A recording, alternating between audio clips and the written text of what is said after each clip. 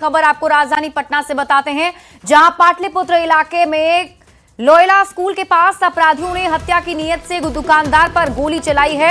जानलेवा हमले में दुकानदार बाल बाल बच गया। स्थानीय लोगों ने मौके से ही अपराधी को दबोच लिया और उसकी जमकर पिटाई की। फिर पाटलिपुत्र और दीघा थाने की पुलिस मौके पर पहुंची।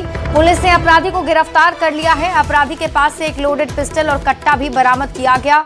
अपराधी के साथ 2 लोग और आए थे, लेकिन वो मौके से फरार हो गए हैं। तस्वीरें आपके टीवी स्क्रीन पर आपको दिखा रहे हैं घटनास्थल की, जहां बताया जा रहा है कि हत्या की नीयत से दुकानदार पर अपराधियों ने गोली चलाई है।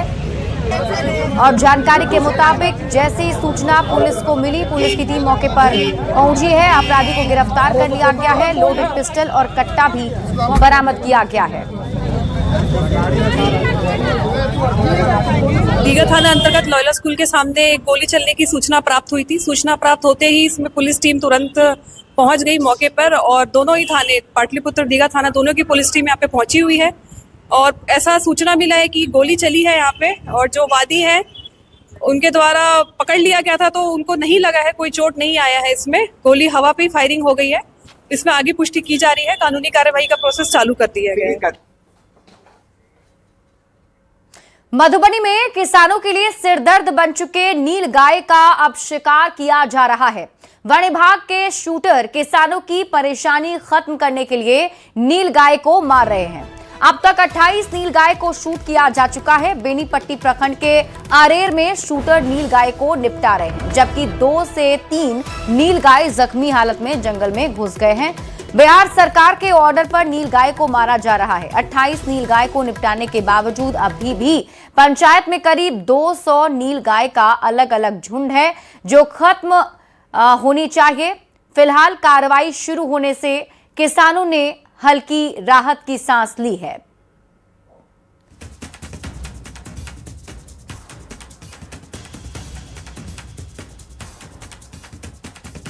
दानापुर से आपको बड़ी खबर बताते हैं, जहां दीघा खगौल रोड पर 4 लेन सड़क निर्माण को लेकर प्रशासन ने अतिक्रमण हटाओ अभियान चलाया। सड़क किनारे बने अवैध मकानों को बुलडोजर से ध्वस्त कर दिया गया है। कार्रवाई के दौरान स्थानीय लोगों ने विरोध किया और एसडीओ पर हमले की कोशिश भी की, जिसे पुलिस ने विफल कर दिया है और कुछ लोगों को पुलिस ने हिरासत में भी लिया है। तो बड़ी खबर आपको दानापुर से बता रहे हैं, जहां अतिक्रमण पर पीला पंजा चला है। बताया जा रहा है कि प्रशासन की टीम जब मौके पर पहुंची थी तो लोगों ने इसका विरोध किया। दीघा खगौल रोड पर बुलडोजर कार्रवाई हुई। 4 लेन निर्माण को लेकर कार्रवाई की जा रही है।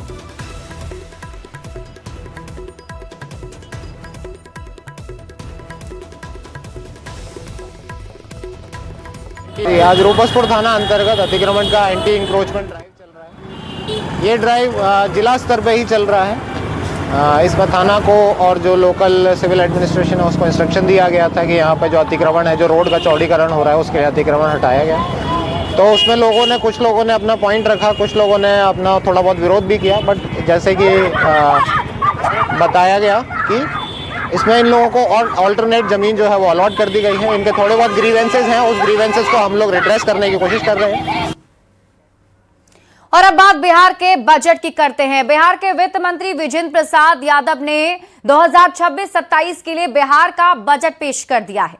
उम्मीदों के मुताबिक बिहार में उद्योग का जाल बिछाने और 1 करोड़ नौकरी रोजगार को प्राथमिकता में रखते हुए बजट पेश किया गया। सरकार ने 3.47 करोड़ का बजट पेश किया है, जो 2025-26 की तुलना में करीब 30,000 करोड़ ज्यादा है। बजट में महिलाओं को स्वावलंबी बनाने के साथ ही उद्योग के क्षेत्र में 50 लाख करोड़ के निवेश का लक्ष्य रखा गया है। आधारभूत संरचनाओं जैसे सड़क, पुल, बिजली, पानी और भवन के निर्माण और रखरखाव के लिए 63,455 करोड़ का पूंजीगत खर्च रखा गया है। वित्त मंत्री और नीतीश सरकार की प्राथमिकता में सबसे ऊपर शिक्षा विभाग को रखा गया।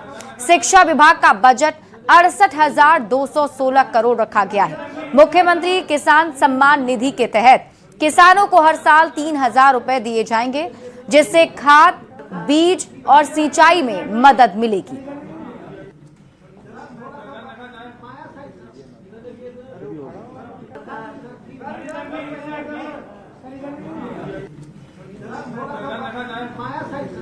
इस संकल्प के अंतर्गत राज्य की प्रति व्यक्ति आय को दोगुना करना, 1 करोड़ रोजगार अवसर सृजित करना, महिलाओं को सशक्त बनाने के लिए विशेष प्रावधान किए गए हैं।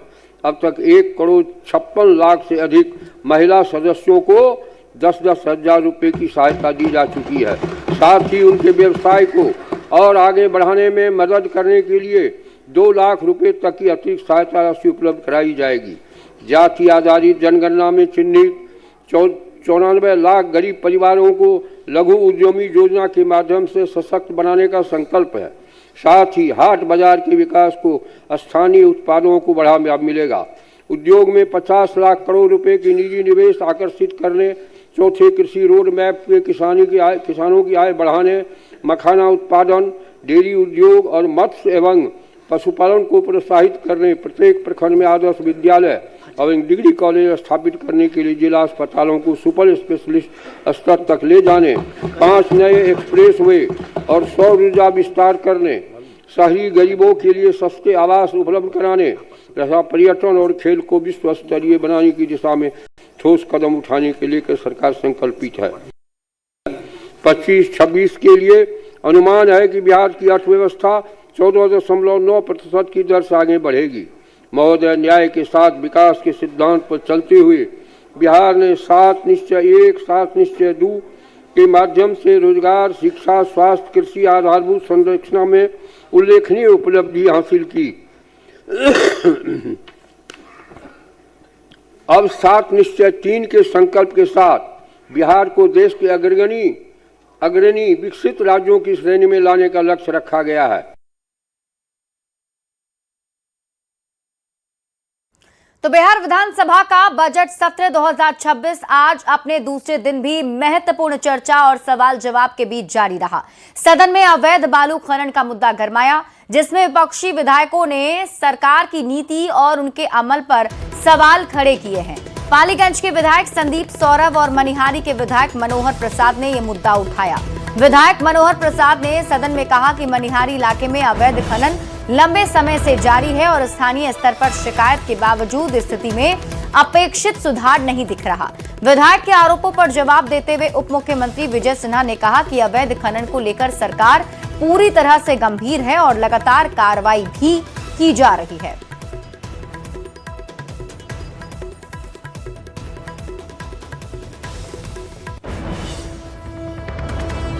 $500 से 200 से 500 ट्रक रोज मिट्टी काटी जा रही है। कई लोगों ने बहुत उसके लिए विरोध भी किया है। सड़क टूट गई वहाँ, लेकिन उस पर कोई कार्रवाई नहीं हुई। प्रशासन और जो पॉलिटिकल संरक्षण है उसके चलते ये हो रहा है। मैं माननीय मंत्री से अनुरोध करना चाहूँगा, क्या इसकी जांच करने का विचार करते हैं कि जो क्रिमिनल है उन पर कार्रवाई हो, जो सड़क टूट गई है उसको की मरम्मत की जाए, और जो लोग सहायक हैं, जो प्रशासनिक पदाधिकारी सहायक हैं, उनके विरुद्ध जांच कर कार्रवाई करने का विचार रखती है। कि कटिहार जिला के मनिहारी थाना अंतर्गत कांटाकोस पंचायत और नगर पंचायत मनिहारी के कतिपय स्थानों पर अवैध खनन एवं परिवहन की सूचना प्राप्त होने पर तत्काल खनन टीम के द्वारा छापेमारी की गई। इस संदर्भ में मनिहारी थाना अंतर्गत अवैध खनन, परिवहन एवं भंडारण के मामले में प्राथमिकी संख्या 5/26 दिनांक 6/1/2026 दर्ज कराई गई है। अवैध खनन एवं परिवहन के पूर्णतः रोकथाम हेतु जिला खनन टीम एवं स्थानीय अनुमंडल प्रशासन मनिहारी के द्वारा संयुक्त रूप से जांच एवं छापेमारी की जा रही है। और माननीय सदस्य का जो जानकारी दिए हैं तो वो हम पूरी तरह से फिर से एक उड़नदस्ता भेज के जांच भी करवा लेते हैं।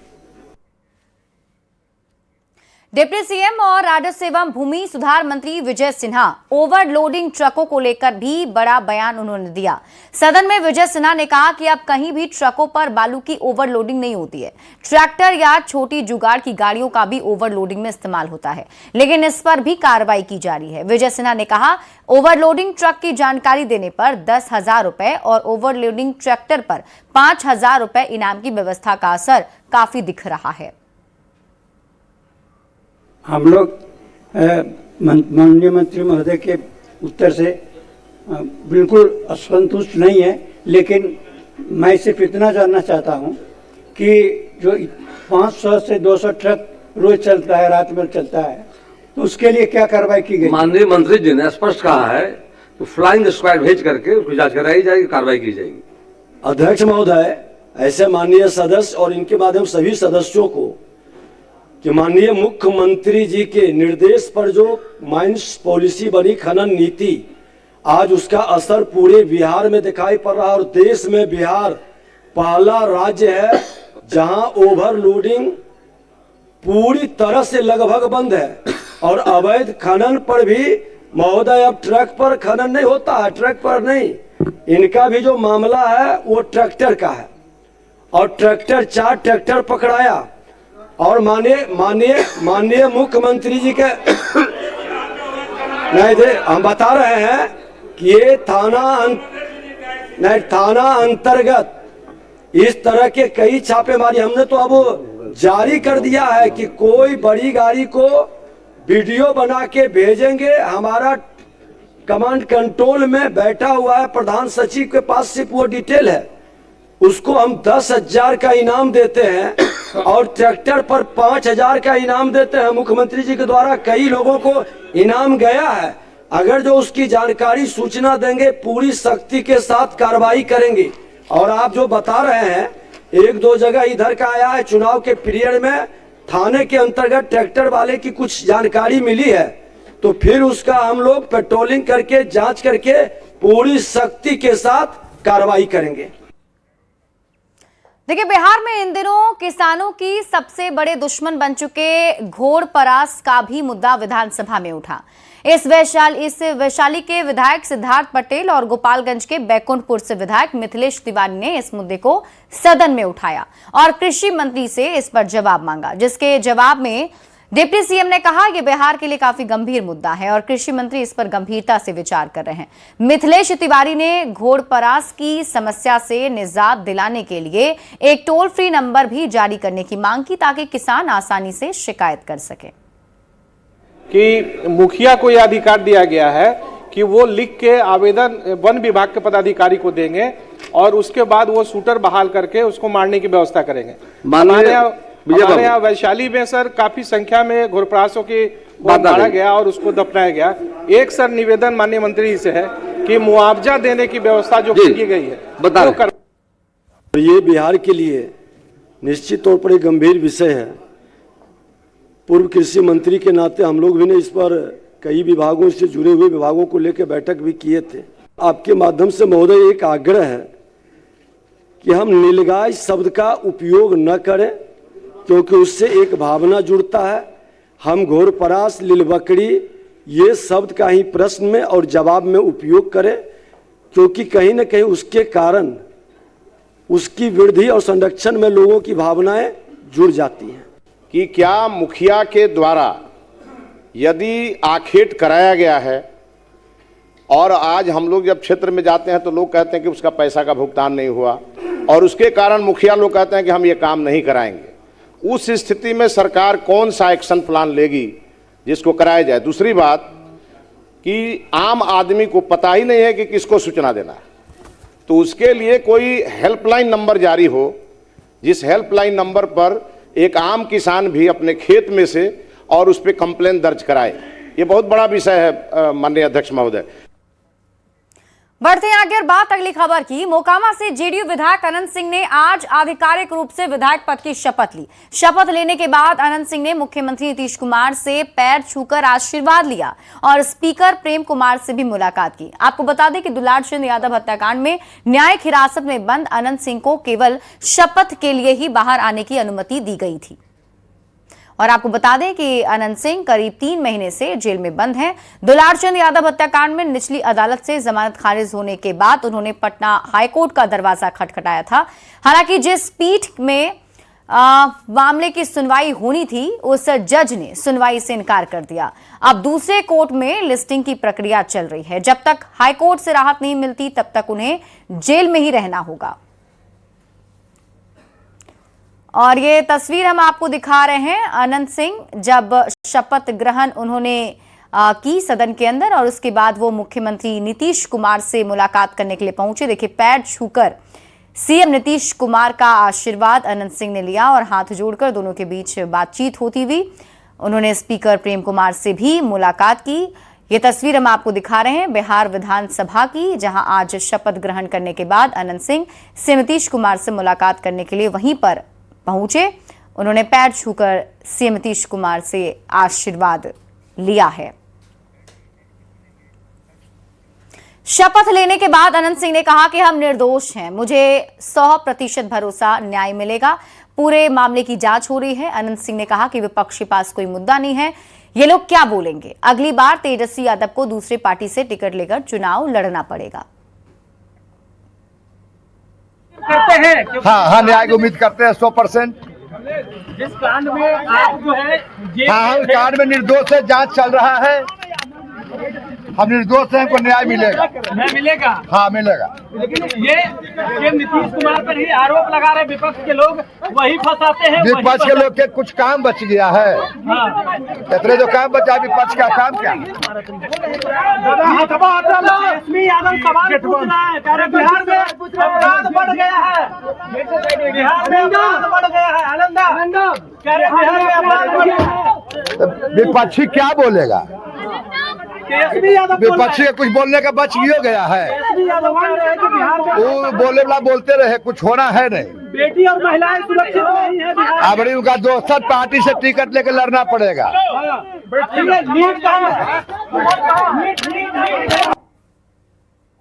बढ़ते आगे, अभी पटना के शंभू हॉस्टल में नीट की छात्रा की मौत का मामला शांत भी नहीं हुआ था कि इसी बीच मधेपुरा के बीपी मंडल इंजीनियरिंग कॉलेज में मुजफ्फरपुर की एक छात्रा की संदिग्ध स्थिति में मौत हो गई। मुजफ्फरपुर के सकरा थाना क्षेत्र की रहने वाली छात्रा खुशबू कुमारी, जो बीटेक कर रही थी, उसकी लाश छात्रावास में फंदे से लटकती मिली है। परिजनों का आरोप है कि उनकी बेटी ने आत्महत्या नहीं बल्कि उसकी हत्या की गई है। इसकी निष्पक्ष तरीके से जांच होनी चाहिए। दरअसल 2 फरवरी को खुशबू की रूममेट से उसके पिता को कॉल किया और बताया कि उनकी बेटी फंदे से लटकी हुई है। जब परिवार के लोग वहां गए तब तक उसकी लाश को हटा दिया गया और पोस्टमार्टम के लिए भेज दिया गया। मृतका के पिता ने बताया कि कॉलेज की तरफ से कोई सूचना नहीं दी गई। परिजनों ने कहा खुशबू किसी परेशानी में नहीं थी, लेकिन अचानक उसकी मौत से सब सदमे में हैं। परिजनों का आरोप है कि उसकी हत्या की गई है। परिजनों ने पूरे मामले की उच्च स्तरीय जांच की मांग की। मुजफ्फरपुर में मृतक के परिजनों से बात की है न्यूज़ 18 संवाददाता प्रियांक सौरभ ने। पटना के शंभू हॉस्टल में नीट की छात्रा की मौत का मामला अभी सुलझा भी नहीं था। इसी बीच मधेपुरा बीपी मंडल इंजीनियरिंग कॉलेज के छात्रावास में मुजफ्फरपुर की एक छात्रा खुशबू कुमारी की संदेहास्पद स्थिति में मौत हो गई और इस मौत के बाद एक बार फिर से कई सवाल खड़े हो गए हैं, क्योंकि परिजन जब वहां पर पहुंचे तो उन्हें लाश वहां पे नहीं मिली।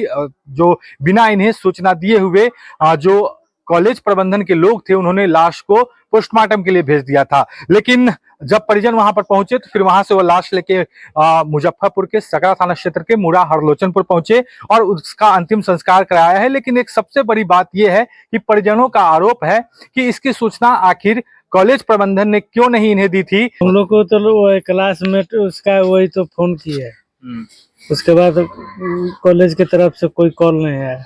कोई कॉल नहीं आया है? क्या सूचना दी गई थी क्लासमेट की तरफ से? तो बोले अंकल यहाँ पर आपकी बेटी मर चुकी है, बताया फांसी लगा के मर चुकी है। कोई परेशानी में थी, ऐसा कुछ आप लोगों की बातचीत हुई थी क्या? कोई परेशानी में नहीं थी। क्या लगता है क्या हुआ होगा उसके साथ? यहाँ से उस हर चीज से वो खुशी से रहती थी। क्या लगता है क्या हुआ होगा उसके साथ? क्या वाकई में सुसाइड किया है या? वहाँ के इंचार्ज ही बताएगा। हम लोग उतना तो नहीं सक पाएंगे, अगर सरकार चाहेगी तो इसका जांच कर सकेगी। सूचना यही मिली कि जे आपका भतीजी यहाँ पर, अंकल जी आपका लड़की अब जिंदा नहीं है, तो आप लोग यहाँ पे आइए। तो हम लोग आनन फानन में यहाँ से पहुंचे वहाँ, तब तक वो लोग जो है सो लाश को स्पॉट पर से उतार करके अपने एम्बुलेंस में लादे हुआ था और हम लोग को नहीं वहाँ पर जाने दे रहा था स्पॉट में। पूरा गम का माहौल है, तमाम लोग उस छात्रा को लेकर जो है वह काफी दुखी हैं और इनका कहना है कि बच्ची जो कभी किसी तरह की परेशानी में नहीं थी और हाल ही में जब सरस्वती पूजा के टाइम आई थी तब भी काफी खुश थी, लेकिन अचानक उसका इस तरीके से चला जाना कई सवाल खड़े करता है। मुजफ्फरपुर से न्यूज़ 18 के लिए प्रियांक सौरभ। बड़ी खबर आपको बेतिया से बताते हैं, जहां एक गांव से 5 नाबालिग लड़कियां अचानक गायब हो गईं। एक साथ 5 बेटियों के गायब होने के बाद कुमारबाग के लखौरा गांव में सन्नाटा है। गांव की 5 किशोरी एक साथ निकल गई, जिसकी तलाश अभी जारी है। ग्रामीण पृष्ठभूमि की गायब 5 लड़कियों ने किसी ने अपने घर में सिलाई के नाम पर तो किसी ने खेत जाने का बहाना किया था और अचानक गायब लड़कियों की देर शाम तक तलाश की गई। जब वो नहीं पहुंची तो पुलिस से शिकायत की गई। अब आप देखिए, सीसीटीवी फुटेज के सहारे तलाश की जा रही है। सीसीटीवी फुटेज के आधार पर आगे की कार्रवाई पुलिस टीम कर रही है। एक साथ 5 लड़की के गायब हो जाने के बाद से हड़कंप मचा हुआ है। परिजनों के बयान पर पुलिस ने केस दर्ज कर लिया है। तलाश शुरू कर दी गई है। एक साथ गायब हुई किशोरियों की तलाश के लिए पुलिस टीम स्टेशन और बस पड़ाव पर सीसीटीवी से सुराग लगाने की कोशिश कर रही है।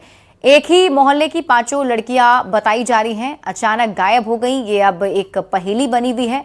परिजन अपनी बेटियों की तस्वीर लेकर पुलिस से गुहार लगा रहे हैं। ग्राउंड जीरो से और अधिक जानकारी दे रहे हैं न्यूज़ 18 संवाददाता मुन्ना राज।